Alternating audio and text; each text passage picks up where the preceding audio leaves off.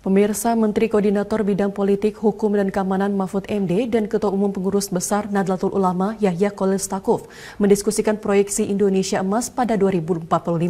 Dialog pembahasan mengenai gagasan pembangunan Indonesia yang inklusif digelar di Universitas Islam Indonesia di Yogyakarta. Menteri Koordinator Bidang Politik, Hukum dan Keamanan Menko Polhukam Mahfud MD optimistis proyeksi Indonesia Emas akan terwujud pada 2045 berdasarkan perhitungan yang jelas oleh pemerintah.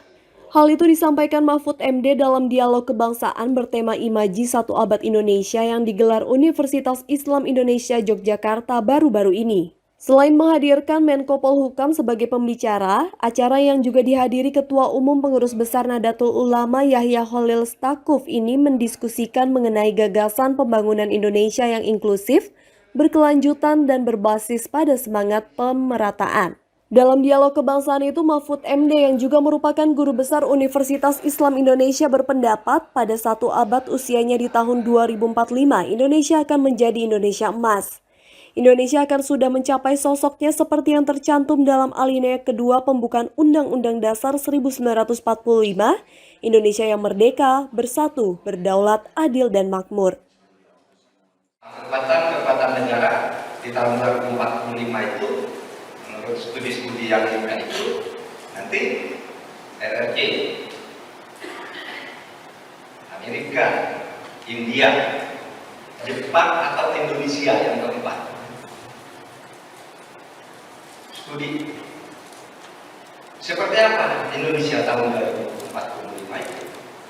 Ya, pendapatan per kapita konon di dalam perhitungan itu sudah dihitung 23.900 US dollar per kapita di tahun 2045.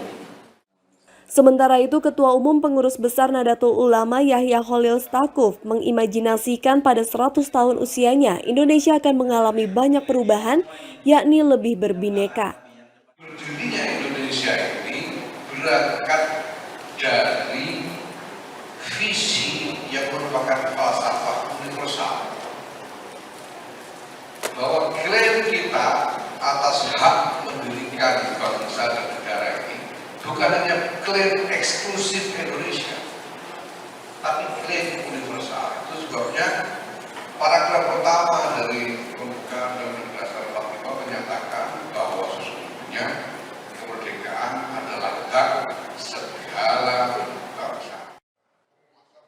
Kedua tokoh Nahdlatul Ulama ini pun kembali menekankan Pancasila sebagai ideologi dan dasar negara merupakan anugerah bagi bangsa Indonesia karena menjadi pemersatu di tengah kebinekaan.